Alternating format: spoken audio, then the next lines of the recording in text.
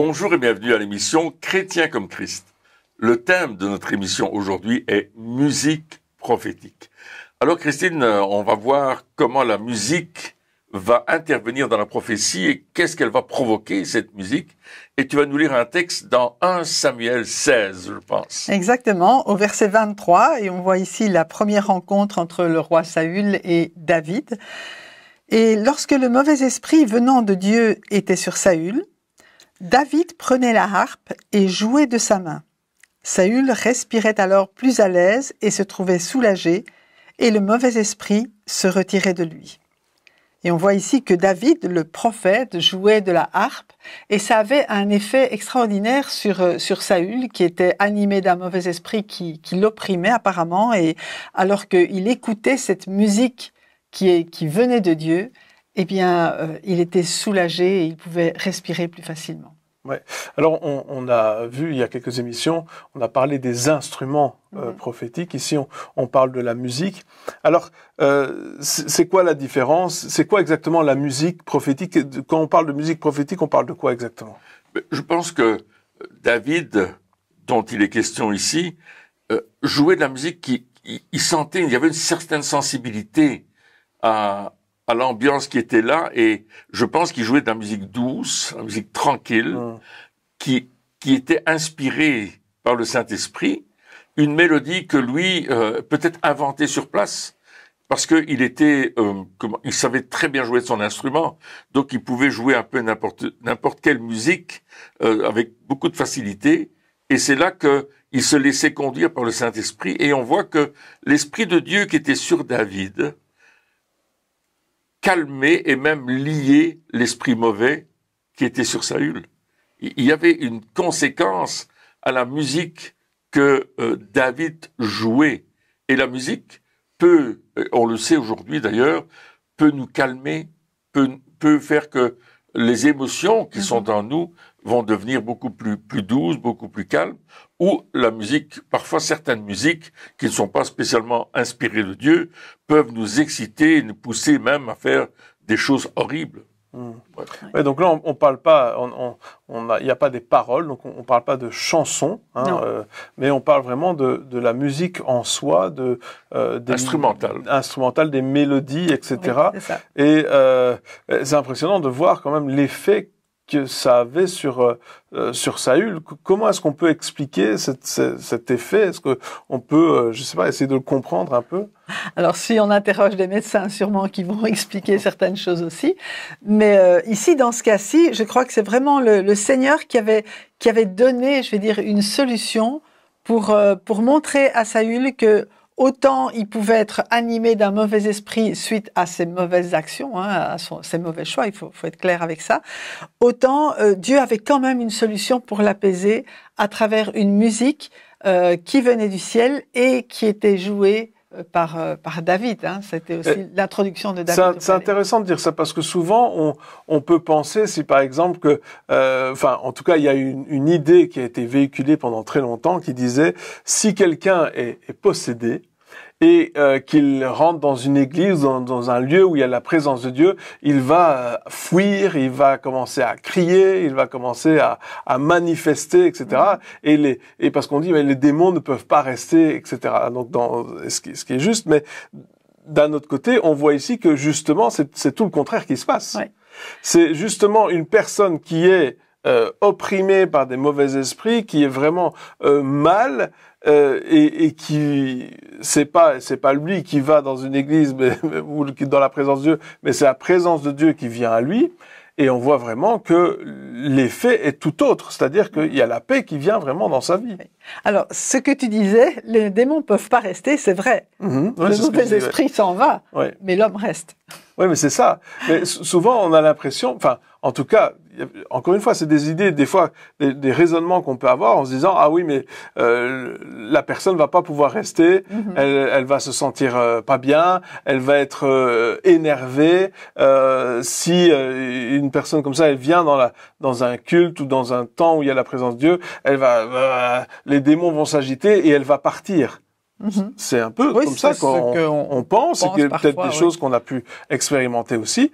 Mais là, on voit que c'est quand même le contraire. C'est-à-dire que non seulement Saül ne part pas, mais en plus, il est apaisé. En plus, il y a vraiment la paix qui vient sur lui. Et en voyant ça, on peut voir que c'est ça que Dieu veut vraiment. C'est-à-dire qu'il veut amener la paix, même aux personnes qui sont les plus tourmentées quelque part.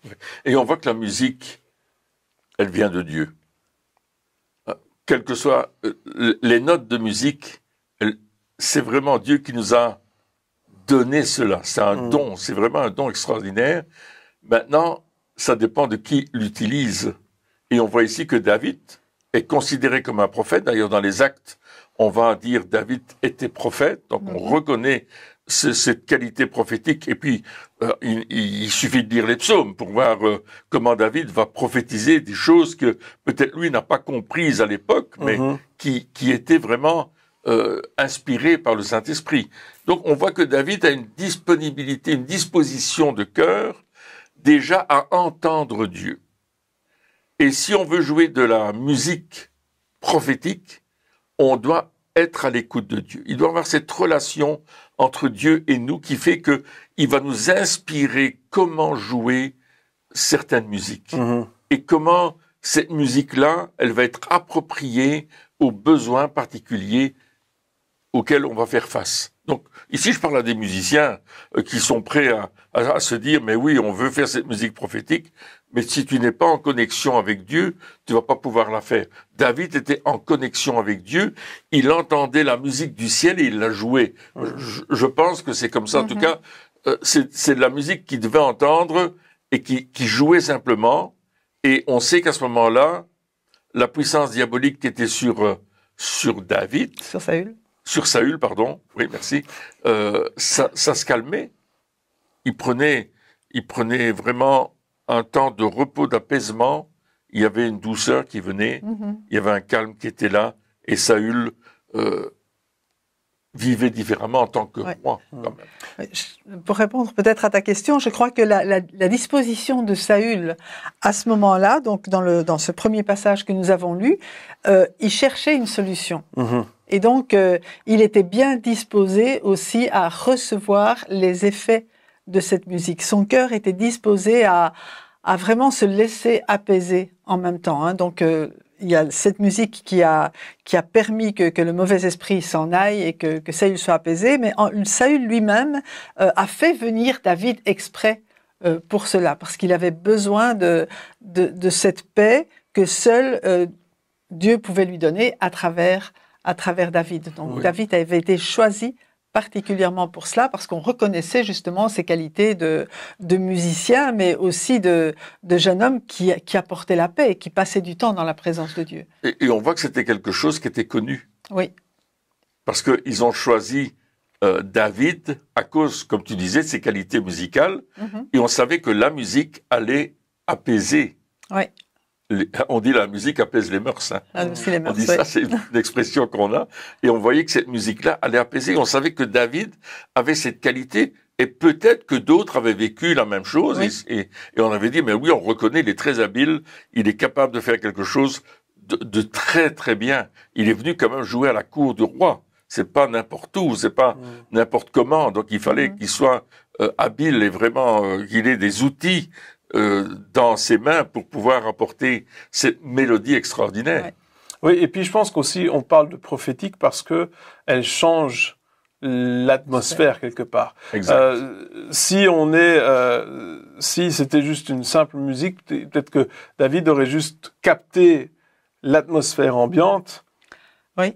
Qui devait être lourde, qui devait être stressante, parce qu'il dit Saül était tourmenté. À mon avis, il y avait une manifestation de la tourmente, c'est-à-dire qu'il devait peut-être crier, peut-être qu'il devait se tenir la tête, peut-être qu'il avait mal, peut-être qu'il devait peut-être lancer des trucs contre les murs, parce que quand on souffre, ici on parle de tourmente, il y a des douleurs qu'on peut ressentir où on n'est plus nous-mêmes quelque part, et c'est normal parce que on souffre tellement que plus rien d'autre n'a de l'importance. Et donc peut-être sûrement que Saül, il était dans ce genre d'attitude, et sûrement que ça amenait autour de lui des personnes qui aussi ne savaient pas quoi faire, qui étaient stressées, et donc on est là dans une ambiance de stress, de douleur, de souffrance. Et puis David arrive, qu'est-ce qu'il va jouer?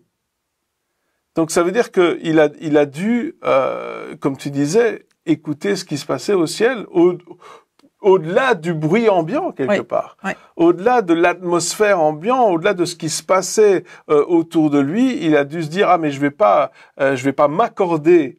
Comme on parle d'instruments de musique, je vais pas m'accorder avec ce que j'entends ici, je vais m'accorder avec ce que j'entends au ciel. Et donc, il a dû avoir quelque part un combat aussi, un moment où ça faisait un peu bizarre de jouer quelque chose, quelque part, qui n'avait rien à voir avec l'ambiance. Et la musique prophétique, c'est ça aussi, c'est de dire, je vais pas jouer ce que je vois ou ce que je ressens dans le monde naturel, mais je vais jouer ce que je ressens, ce que j'entends dans le monde spirituel. Et c'est là que ça devient prophétique. C'est pas juste notre don quelque part, c'est aussi ce son du ciel. Et ça demande de se déconnecter justement de l'atmosphère, je veux dire, terrestre et visible, pour, malgré le bruit qu'il y avait à ce moment-là, parce que comme tu disais, Saül, on voit qu'il avait des difficultés de respirer, puisque la solution c'était Saül respirait alors plus à l'aise et se sentait soulagé. Donc c'est que il était vraiment, comme tu dis, il était pris, oppressé, il respirait peut-être fort, peut-être c'était... il y avait quelque chose quelque part. Ça devait être effrayant. Mais David a réussi à se déconnecter de cela, comme tu dis, pour capter la musique du ciel et apporter cette paix qui n'est pas humaine. Jésus disait, je vous laisse la paix, je vous donne ma paix, je la donne pas comme le monde la donne. Et c'est cette paix-là qui a été transmise à travers David et son instrument. Et il y avait un terrible contraste entre la situation dans le palais royal avec David, où tout le monde était alerté probablement de la situation et de la manière dont David se comportait, Saül se comportait d'une façon désaxée, et David qui vient avec sa harpe et qui rentre dans le palais, qui va dans cette pièce-là, et qui lui, déjà, je pense que sa présence a amené quelque chose, comme tu disais, il est avec la présence du ciel, il est en connexion avec le ciel, il va commencer à jouer son instrument. Et dès qu'il commence à jouer, il y a quelque chose qui se passe. Il y a une paix qui vient. Et je pense que Saül a été touché, mais que les gens qui étaient avec Saül ont vu la différence. Et David aurait pu jouer des chants connus de l'époque, des chants que tout le monde chantait, des chants populaires, je vais dire ainsi. Mais non, il a joué la musique qui convenait exactement à la situation. Il a reçu cette inspiration du ciel et il l'a transmise. Parce qu'il y a une question de transmettre quelque chose, et on transmet une onction aussi. Il a transmis une onction qui apporte la paix. Et lui-même était un homme de paix. Il est venu avec cette onction de paix, cette onction de la présence de Dieu, et il l'a déversée sur le lieu.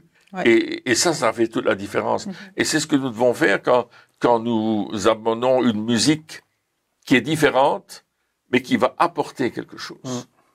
En même temps, lorsqu'on parle de cette histoire, on n'est quelque part pas à l'apothéose, mais quand même de la vie de David. C'est-à-dire que c'est pas là qu'il a appris à jouer de la musique prophétique. Absolument. Il a appris à jouer de la musique prophétique quand il était tout seul, en train de garder les brebis.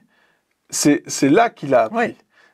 Quand il n'y avait aucun public, quand il y avait personne quelque part à impressionner, parce qu'on pourrait dire, ah oui, mais il a joué pour le roi. Oui, mais avant de jouer pour le roi, il a joué pour le roi des rois, le meilleur des publics. Oui, donc, vrai. c'est là qu'il a appris à écouter. Parce qu'on dit, ah oui, mais j'aimerais bien être devant, je me voyais déjà dans l'affiche devant la foule en train de chanter des musiques prophétiques. Non. Ça commence tout seul. Ça commence dans notre intimité avec Dieu, et on en revient toujours à la même chose. C'est l'intimité avec Dieu qui est le plus important. C'est ce temps où, alors qu'on est en train de jouer de la musique, pour ceux qui sont musiciens, ou chanter pour ceux qui ne le sont pas, peu importe, on se dit, ah mais Seigneur, c'est quoi qui te ferait plaisir, ou je me demande ce que les anges sont en train de chanter, parce que lorsque on lit les psaumes, on voit que à certains moments, David et Asaph et d'autres psalmistes font des descriptions quand même assez détaillées des anges, du trône de Dieu. Donc ils voyaient des choses clairement, et donc ils étaient là dans la présence de Dieu, et c'est là qu'ils étaient, et c'est de là qu'ils venaient. Et quand tu dis David arrive et change oui, parce que il avait l'habitude, pour lui c'était juste un jour comme un autre, et il allait jouer comme d'habitude, parce que son habitude c'était de jouer ce qu'il entendait au ciel. Il avait développé cette habitude. C'est pas qu'il a fait quelque chose d'exceptionnel ce jour-là. Il a juste fait ce qu'il faisait tous les jours, quelque part. Ouais, donc il jouait d'abord pour le roi des rois, et cette fois-là, l'autre roi était présent. Mais j'aimerais souligner que David était un homme selon le cœur de Dieu. Et ça aussi, il avait développé aussi cette connaissance de Dieu, cette intimité avec Dieu. Et selon le cœur de Dieu, ça veut dire qu'il captait le cœur de Dieu aussi pour Saül, aussi dans cette situation. Hein, on a vu, le mauvais esprit venant de Dieu était sur Saül, ok, mais Dieu avait une solution. Et cette solution était à travers David. Dieu voulait que Saül sache que quand il est là, quand sa présence est là, le mauvais esprit s'en va. Et c'est seulement dans la présence de Dieu que tu as la solution aussi à tes problèmes, la solution à tes oppressions. Et peut-être il y en a qui nous écoutent, et ça nous arrive parfois d'avoir des oppressions, non pas qu'il y a un mauvais esprit sur nous, mais on sait qu'on on subit des attaques parfois. Et là aussi, la solution que Dieu nous donne, c'est aussi de nous plonger dans sa présence, de nous plonger dans cette atmosphère de louange et de paix que lui seul peut nous donner à travers aussi la musique. Oui, exactement. Et alors, bien sûr, hein, on parle de cette histoire avec Saül, et c'est clair qu'il était dit juste avant que l'Esprit de Dieu s'était retiré de Saül. Hein, donc, oui, tout à fait. À cause, encore une fois, de ses désobéissances, de ce qu'il avait fait. Voilà, c'était pas juste un petit truc, il était vraiment allé très loin, et l'Esprit de Dieu s'est retiré, et quand l'Esprit de Dieu est plus là, patatras. Les autres peuvent venir. C'est ça. Et comme tu disais, il y avait des mauvais esprits qui étaient là, mais il y avait aussi une instruction en disant, si tu veux que les mauvais esprits s'en aillent, il faut faire venir quelqu'un pour jouer, quelqu'un qui va être inspiré, qui va pouvoir jouer et qui va amener cette mélodie qui guérit, cette mélodie qui vient et qui restaure. Et il y a des personnes comme ça. Alors évidemment, on n'est pas tous musiciens, et tous n'ont pas ce don avec les instruments de faire ces choses-là. On a différents, mais je me souviens de Phil Driscoll, donc un trompettiste très connu, qui lui-même avant sa conversion, il avait déjà un don similaire. Il racontait qu'il jouait dans les bars, etc. Et puis il disait que quand les gens parlaient un petit peu trop fort pour lui, eh bien il commençait à jouer de la trompette, et hop, il amenait une douceur. Et quand il voulait que ça reparte, et hop, selon ce qu'il jouait, l'ambiance, l'atmosphère dans les bars et tout ça changeait radicalement.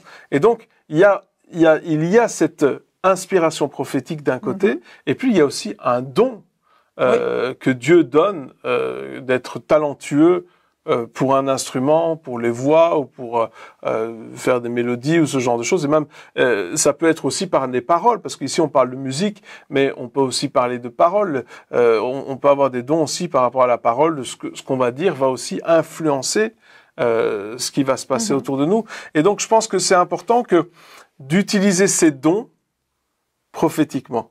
C'est pas parce qu'on a un don que directement, voilà, ça y est, c'est fini, on n'en parle plus, mais savoir utiliser les dons prophétiquement en disant, ah oui, mais je veux pas juste utiliser mon don comme ça, je veux que ce don, il soit influencé par le ciel. Oui, Ouais. Et ça, c'est quand même très important aujourd'hui. Il ne faut pas se dire, ah, mais j'ai un don, du coup, je peux faire tout moi-même. Non, j'ai besoin d'être inspiré pour vraiment avoir un fruit. C'est ça. Ouais. Et on parlait notamment de la musique. La musique vient de Dieu au départ. Hein. Le ciel est plein de musique. Et même, je vais dire, Lucifer, son rôle, c'était de louer Dieu avec plein d'instruments de musique qu'il avait sur lui-même. Il dirigeait la musique de louange et d'adoration au ciel avant de tomber et de vouloir prendre l'adoration pour lui. Mais ça veut dire que l'origine de la musique, elle est céleste, de toute façon. Et c'est effectivement la façon dont on va prendre cette musique, dont on va vivre cette musique, dont on va avoir une relation avec Dieu, qui va faire que cette musique va apporter soit la paix de Dieu lorsqu'on est en communion avec lui, soit le chaos, soit tout simplement... c'est vrai, il y a certaines musiques qui ne sont pas spécialement des musiques chrétiennes, mais qui peuvent apporter quelque chose aussi. Mais c'est à nous, vraiment, comme tu le disais, à aller chercher cette musique qui est nécessaire, qui va apporter l'atmosphère divine, je vais dire, dans un endroit, quelles que soient les circonstances au départ. Oui.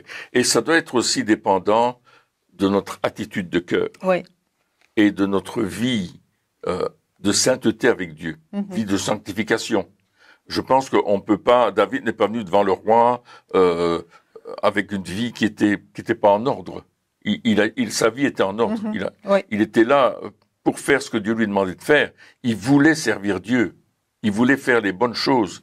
Et Dieu l'a élevé au fait qu'il est venu dans le palais du roi pour apaiser le roi. Donc c'est vraiment une préparation que lui avait. Et tu parlais des instruments de musique, des gens qui ont des dons, mais bien sûr il faut les pratiquer, nos dons. Absolument. Il faut le faire, il faut qu'on travaille dessus et qu'on soit prêt à n'importe quel moment de pouvoir l'exercer, d'être prêt à l'exercer correctement.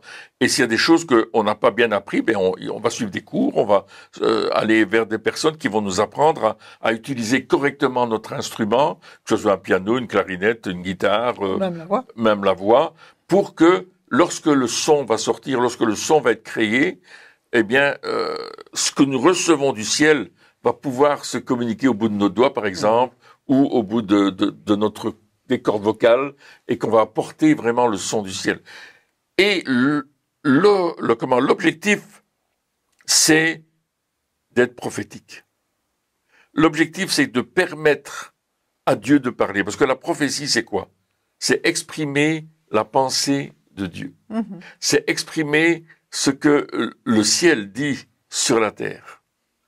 Et cette prière qu'on trouve dans Matthieu 6, notre Père qui es aux cieux, que ta volonté soit faite sur la terre comme elle est faite au ciel. Et dans le temps prophétique que je vais passer avec Dieu, d'abord dans ma vie personnelle, puis pour communiquer la pensée de Dieu, c'est que ta volonté soit faite sur la terre comme au ciel. Que ta pensée, qui est au-dessus de nos pensées, soit communiquée là où je suis. Et Dieu va se servir de mes qualités musicales, de mes dons musicaux, pour apporter vraiment ce que Dieu pense, ce que Dieu dit. Et à travers la musique, on va commencer à voir le prophète qui va prophétiser. Et il y a un récit dans la Bible où le prophète a demandé à un musicien qui était vraiment très bon pour qu'il puisse prophétiser. Et le musicien est venu jouer, et pendant qu'il jouait, la prophétie est venue. Et il a dit ce que Dieu voulait dire. Je crois que on est dans cette période du temps maintenant, où on doit rentrer dans cette dimension prophétique de Dieu, pour apporter la pensée de Dieu, pas la pensée des hommes, parce que nous on a décidé qu'on va dire, et qu'il serait bien de dire, etc. Non, qu'est-ce que Dieu dit? Et ce que Dieu dit va changer les situations pour autant qu'on le saisisse pour notre vie.